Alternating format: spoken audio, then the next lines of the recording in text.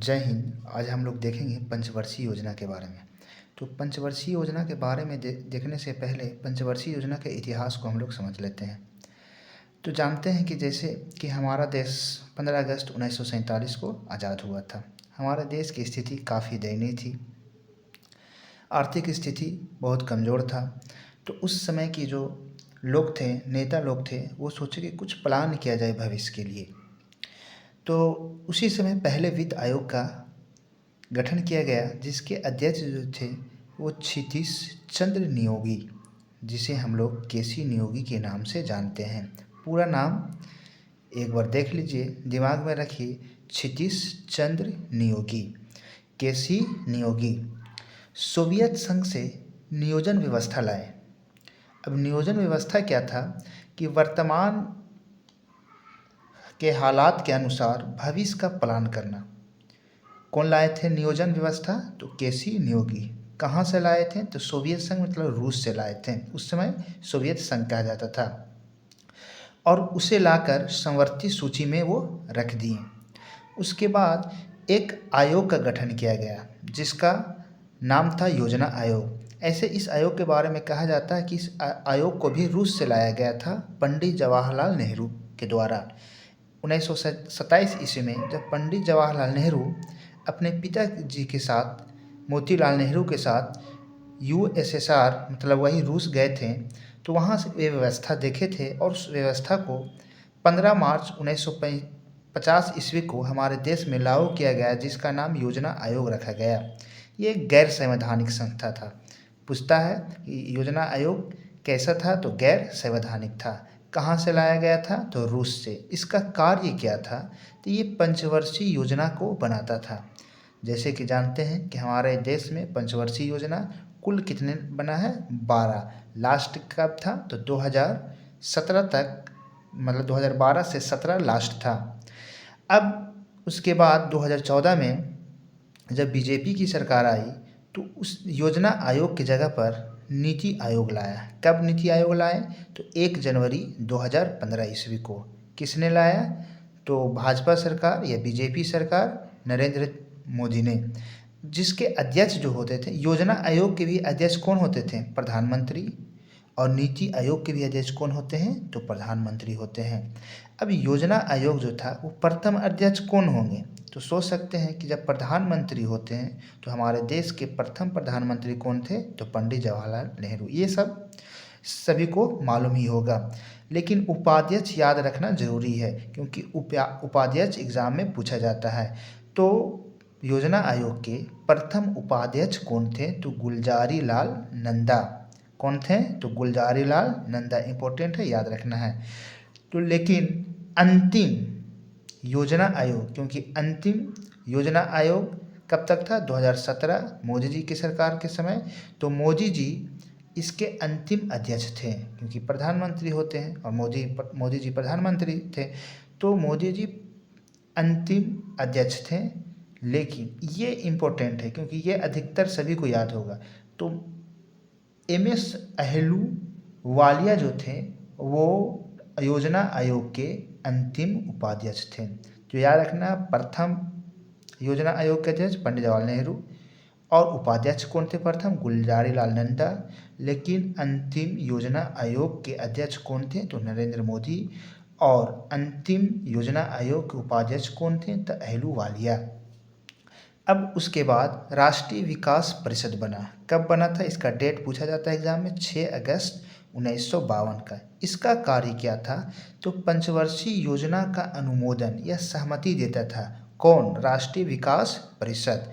ये जो पंचवर्षीय योजना, जो 5 वर्ष का भविष्य के बारे में सोचा जाता था कि क्या क्या 5 वर्ष में हमें अचीव करना है, तो उसके लिए कौन अनुमति देता था? तो राष्ट्रीय विकास परिषद। योजना बन जाता था, उस पर अंतिम मुहर जो लगाता था वो राष्ट्रीय विकास परिषद, जिसकी गठन 6 अगस्त 1952 ईस्वी को हुआ था।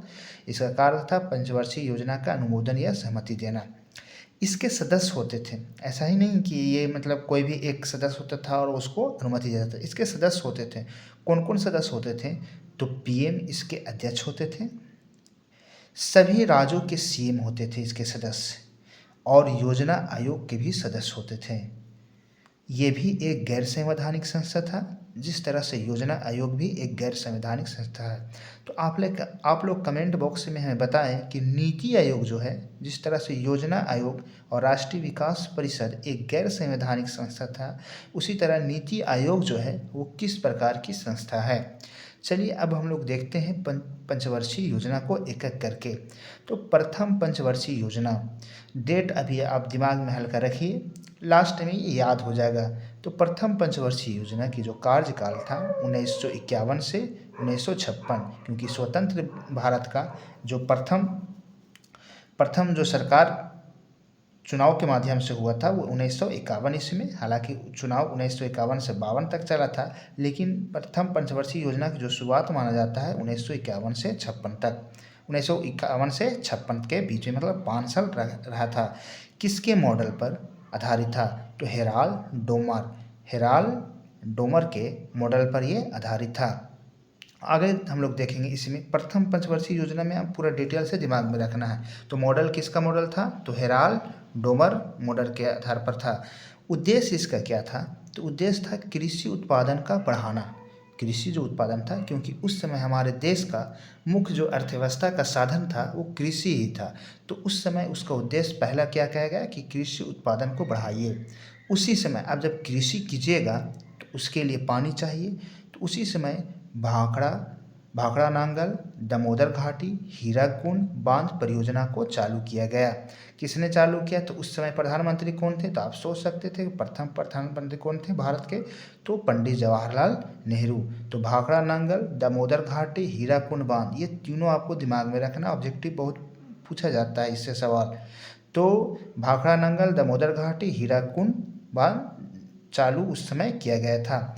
अब इसमें देखिए वृद्धि लक्ष्य निर्धारित किया जाता था कि हाँ, हमें इस 5 साल के अंदर कितना हमें अचीव करना है। तो इसका वृद्धि जो लक्ष्य रखा गया था वो कितना रखा गया? 2.1%। आप लोग ऐसे सिंपल याद रखिए, 21 याद रखिएगा।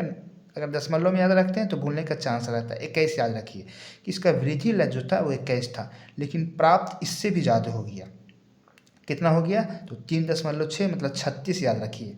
21 से 36 पहुँच गया था, क्योंकि जब वहाँ ऑप्शन रहेगा तो ऐसा नहीं कि रहेगा कि 2.1 भी रहेगा और 21 भी रहेगा। जब भी ऑप्शन रहेगा तो 2.1 पॉइंट ही में रहेगा। तो आपको याद रखना वृद्धि लक्ष्य कितना था? 2.1, लेकिन हम लोग अचीव कितना किए थे? तो 3.6 मतलब 21 से 36 पर पहुँच गए थे। अब इसमें क्या क्या कार्य हुआ? तो लघु एवं कुटीर उद्योगों को पुनरुद्धार, मतलब छोटे छोटे जो उद्योग था उसको फिर से बढ़ाने का कार्य किया गया। अंतिम 2 वर्ष में अच्छे उत्पादन के कारण, किसमें अच्छे उत्पादन? मतलब कृषि में अच्छे उत्पादन के कारण, क्योंकि कृषि को ही आधार बनाया गया था। तो अच्छे उत्पादन के कारण सफल माना गया। अब यहाँ से हम लोग देखते हैं द्वितीय पंचवर्षीय योजना। तो द्वितीय पंचवर्षीय योजना कब से कब था? तो याद रखिए प्रथम पंचवर्षीय योजना जो था 1951 से 1956 के बीच में था। द्वितीय पंचवर्षीय योजना की जो शुरुआत हुई, अब 56 के बाद 56 खत्म हो गया, फिर 56 में शुरुआत हुआ, कब तक जाएगा? 5 साल और, तो 56 5 61, मतलब 1956 से 1961 के बीच।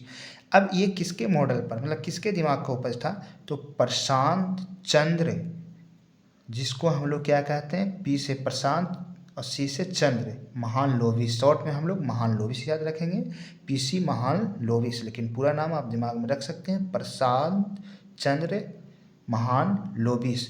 इसका जो लक्ष्य निर्धारित किया गया था वो 4.5, मतलब 45 याद रख सकते हैं आप, या 4.5 याद रख सकते हैं, लेकिन प्राप्ति कितना को हुई? तो 4.27 की प्राप्ति हुई थी। उद्देश्य इसका क्या था? तो भारी उद्योग लगाना। विदेशों से कर्ज के कारण, अब भारी उद्योग लगाने के लिए विदेशों से कर्ज भी लेना पड़ा, जिसके कारण इस पंचवर्षीय योजना को असफल माना गया था। भारी उद्योग लगाना था तो प्रथम में क्या? कृषि को बढ़ावा देने के लिए, दूसरा में जो था वो भारी उद्योग को बढ़ावा देने के लिए, लेकिन भारी उद्योग के लिए हमें कर्जा लेना पड़ा, जिसके कारण इसे असफल माना गया, क्योंकि कर्जा बढ़ेगा तो असफल ही गिना जाएगा। लेकिन उस समय कुछ उद्योगों को लगाया गया, जैसे राउरकेला कहाँ पड़ता है? उड़ीसा में। किसके सहयोग से लगाया? ये भी ऑब्जेक्ट सवाल पूछता है कि राउरकेला जो है वो उड़ीसा के अंदर तो है, लेकिन किसके सहयोग से ये उद्योग लगाया गया था? तो जर्मनी की सहायता से। भिलाई छत्तीसगढ़ में किसकी सहायता से? तो रूस की सहायता से। दुर्गापुर पश्चिम बंगाल में किसकी सहायता से? तो ब्रिटेन की सहायता से। और रोजगार के अवसर बढ़े। अब जब ये भारी उद्योग लगे तो रोजगार के अवसर भी बढ़ गए थे। अब आते हैं तीसरी पंचवर्षीय योजना में। तो अब 1951 से 56 पहला, 56 से 61। अब हम लोग तीसरी पंचवर्षीय योजना, तो 5 साल और 61 से 66 के बीच। इसका उद्देश्य था, पहला में कृषि, दूसरा में उद्योग, तो तीसरा जब आया तो कहा कृषि और उद्योग अब दोनों को साथ लेकर चलना है। प्लस में अर्थव्यवस्था को आत्मनिर्भर बनाना है। मतलब अर्थव्यवस्था जो था उसको आत्मनिर्भर बनाने के बारे में सोचा गया है। मतलब खुद से अब इसको हम लोग बढ़ाएंगे, क्योंकि अब सोच रहे थे भारत के लोग कि अब कर्ज नहीं लेना और खुद से इसको आत्मनिर्भर बनाना है। मॉडल था जॉन सैडी एवं सुखमय चक्रवर्ती। याद रखना है, तीसरा जॉन सैंडी तथा सुखमय चक्रवर्ती। पहला जो था हेराल्ड मॉडल था, दूसरा तो जो था वो चंद्र महानलोविस था, तीसरा जो था वो 2 व्यक्ति थे, जॉन सैंडी एवं सुखमय चक्रवर्ती। इसी के समय देखिए 3 भारी उद्योग जो था वो द्वितीय पंचवर्षीय योजना के समय लगाया गया था, जैसे ये राउरकेला वाला, भिलाई वाला और दुर्गापुर वाला। लेकिन तीसरा जो था बोकारो जो झारखंड में है, वो तीसरी पंचवर्षीय योजना के अंतर्गत लगाया गया था। किसकी सहायता से? तो रूस की सहायता से। इसे तीसरी पंचवर्षीय योजना को DR गॉडगिल योजना के भी नाम से जाना जाता है। उस समय ये जो गॉडगिल थे ये तीसरी पंचवर्षीय योजना के समय उपाध्यक्ष हुआ करते थे। इसका लक्ष्य जो निर्धारण किया गया 5.6, मतलब 56 याद रखिए, और प्राप्त इसका आधा हुआ था, मतलब 2.8। जितना लक्ष्य निर्धारित किया गया था उससे आधा प्राप्त हुई, इसलिए इस पंचवर्षीय योजना को असफल माना गया है। असफलता के कारण भी इसके कुछ थे, क्योंकि जितना निर्धारण किया गया था उससे दम आधा हो गया। इसके कारण क्या था? तो उस समय 1962 में चीन के साथ भारत का युद्ध हो गया, जिसमें भारी नुकसान हुआ। नेहरू की मृत्यु उसी के समय हो गई। उसके बाद 1956 में पाकिस्तान से भारत का युद्ध हो गया, 1965 में पाकिस्तान से भारत का युद्ध हो गया, तो 62 में चीन से, 65 में पाकिस्तान से, और 1966 में सूखा या अकाल पड़ गया। लाल बहादुर शास्त्री उसी समय नारा दिए थे कि जय जवान जय किसान। तो पूछ सकता है लाल बहादुर शास्त्री जो है वो जय जवान जय किसान का नारा किस पंचवर्षीय योजना के अंतर्गत दिए थे? तो तीसरी पंचवर्षीय योजना के अंतर्गत दिए थे। उसी समय 1966 ईस्वी जो 1965 में भारत और पाकिस्तान के बीच युद्ध हुआ था, तो 1966 ईस्वी में ताशकंद समझौता हुआ भारत और इंडिया के बीच। उस समय हमारे देश के प्रधानमंत्री लाल बहादुर शास्त्री थे।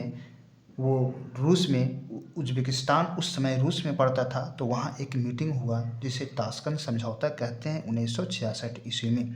लेकिन उसी मीटिंग के जस्ट बाद लाल बहादुर शास्त्री का डेथ हो चुका था। कहा जाता है कि रूस में ही लाल बहादुर शास्त्री को जहर दिया गया था, लेकिन ये साबित नहीं हो सका। तो अब देख सकते हैं हमारे देश में 2 प्रधानमंत्री हमारा देश खो चुका था, तो और भी हालात ख़राब हो चुका था। तो फिर उस समय सोचा गया कि अब ये पंचवर्षीय योजना को कुछ समय के लिए रोका जाता है, तो उसे योजना अवकाश कहा गया। मतलब योजना से छुट्टी, अवकाश का मतलब क्या होता है? छुट्टी। कब? तो 1966 लास्ट चला था।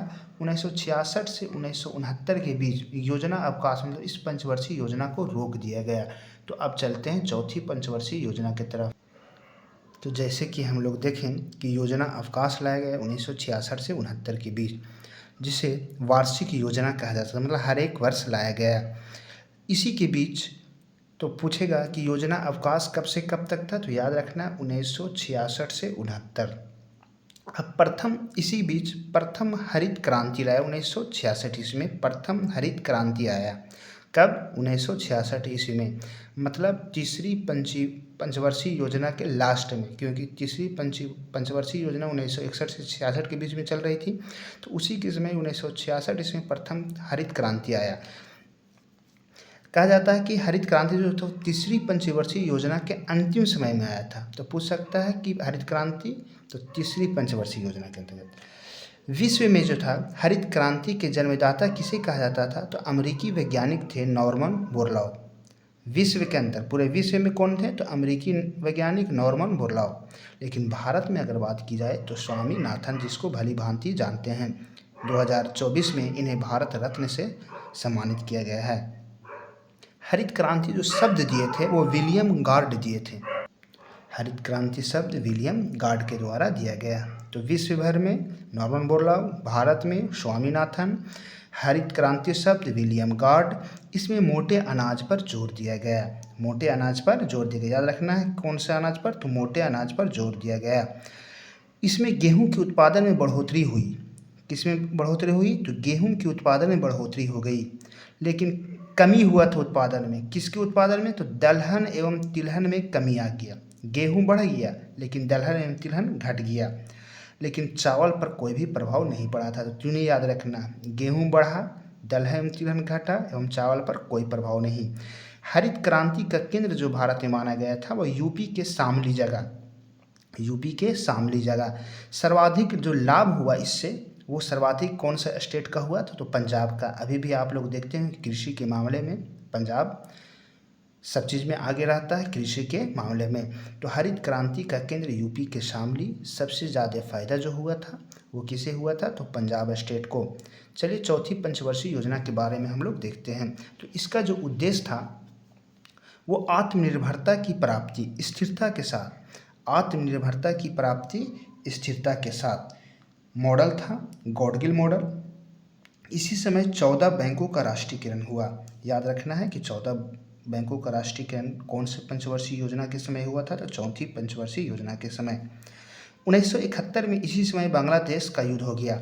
बांग्लादेश और पाकिस्तान के बीच। उस समय ये पूर्वी पाकिस्तान कहलाता था और अभी जो पाकिस्तान है वो पश्चिमी पाकिस्तान कहलाता था। तो पश्चिमी पाकिस्तान पूर्वी पाकिस्तान को तंग करता था। तो भारत उस समय इस बांग्लादेश पूर्वी पाकिस्तान को हेल्प किए, जिसके कारण उस युद्ध के कारण बहुत सारे बांग्लादेश के शरणार्थी भारत में चले आए।